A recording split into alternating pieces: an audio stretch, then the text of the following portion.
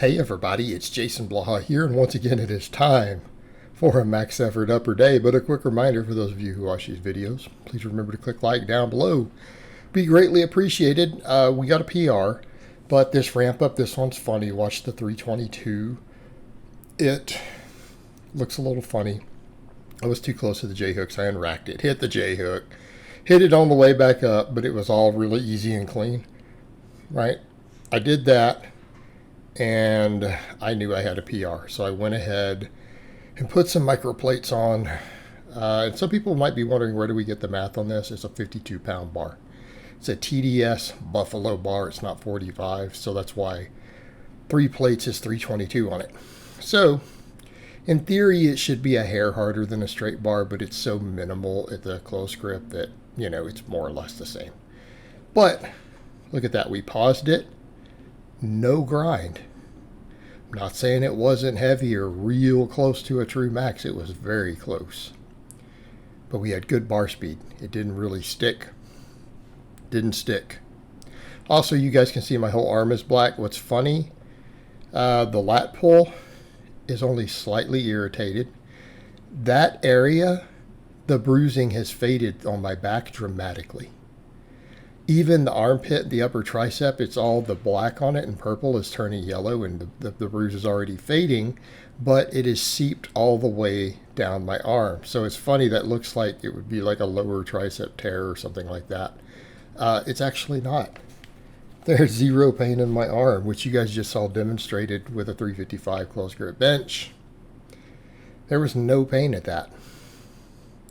So my lat is already on the mend. I'm not going to deadlift tomorrow. I'm going to do a good morning probably, just to be safe. But I'm thinking we're going to be able to do speed pulls by Friday. Okay.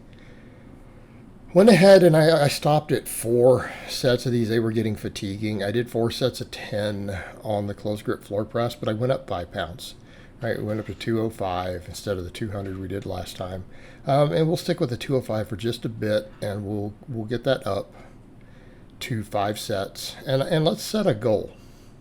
I think when I can do this with 225 for 5 sets of 10, again with this close grip, I think my bench is going to be in a real good place, right? Real good place. So that's kind of something to strive towards. And again, we're talking about getting 5 sets. All right, I decided to do some rows today. They weren't super comfortable. Felt a little bit of mild stinging in that whole lat insertion area where the injury occurred, the pull. And I want people to keep in mind, I had people come in and say, oh, you got injured, you don't know what you're doing. I just banned them. And it's like, my injuries always look worse than they are. I bleed really, really, really, really, really easily.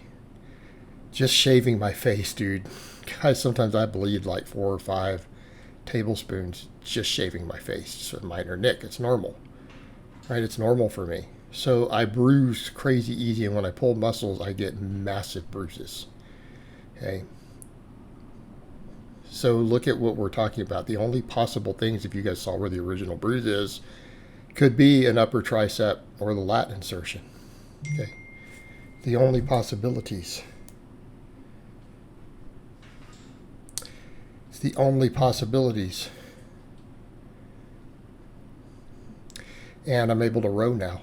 But the rows were a little uncomfortable. So we know what's going on there. We know what's going on there.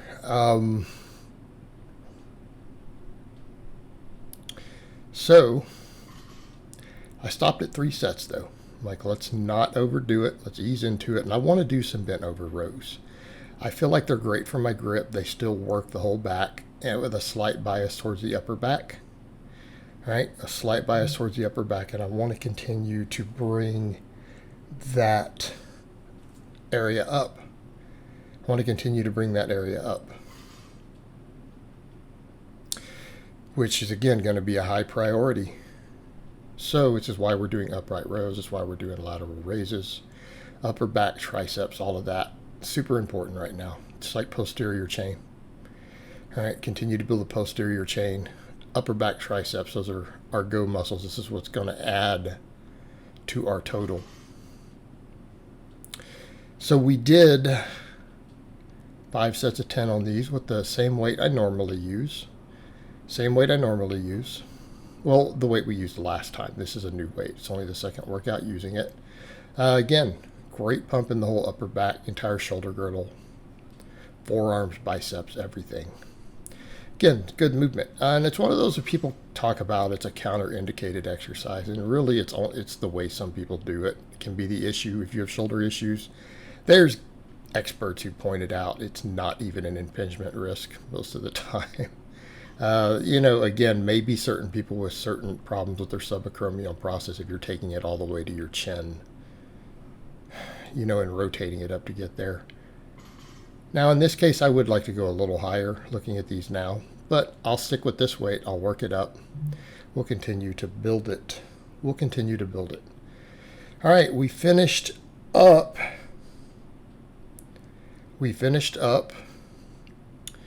with laterals, superset with my band press downs. Now the laterals, I used the same weight as last time. I managed to pick up 1 rep on the last set. But considering those heavy upright rows first, I'm more than happy with that. Laterals, we don't need to just try to chase big PRs. I'm literally using 28-pound dumbbells.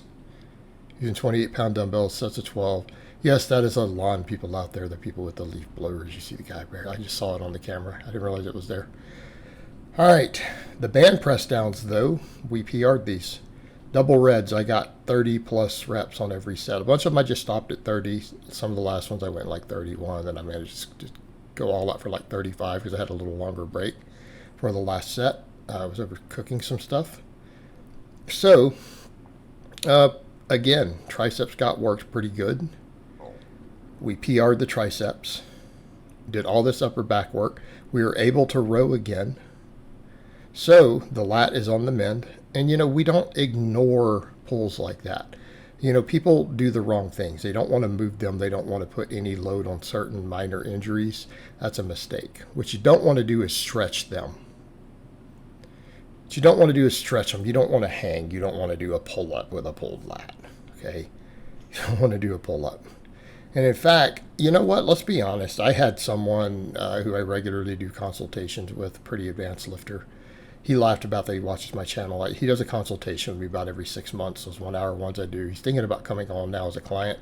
He kind of said, it's like you say in your videos, you have that love-hate relationship with pull-ups. They're great, but every time you get hurt, the pull-up is related. Right? The pull-up is related to every single injury I've had, because I always feel that area pull hard where I pulled it on the deadlift. And I've been doing a lot of pull-ups again lately. It's like before I had that shoulder issue, and a lot of it seems like me trying to always do them in a dead hang, because then I got people online who are like, that's a partial, when it is literally a dead hang for me. Like, I can't go any lower. But me even doing that seems to eventually contribute to me getting hurt. And I kind of question, have I ever needed pull-ups to have a big back? Have a big deadlift? No. Really don't. I love the pull-up. I will continue to prescribe the pull-up for a lot of people. But it's just one of those exercises that doesn't do good for me. I get bigger on it. It just really seems to contribute to me getting injured. It's not squat, bench, and deadlift. It's pull-ups. But that aside, really happy with today's workout. Happy with the PR. That's a channel PR. I mean, I benched more when I was younger. That's the most I've ever benched as a YouTuber. It's a small PR, but we'll take it. All right, guys, but that's really all I have to say on that today. I hope it's been informative, and I'll talk to you guys next time.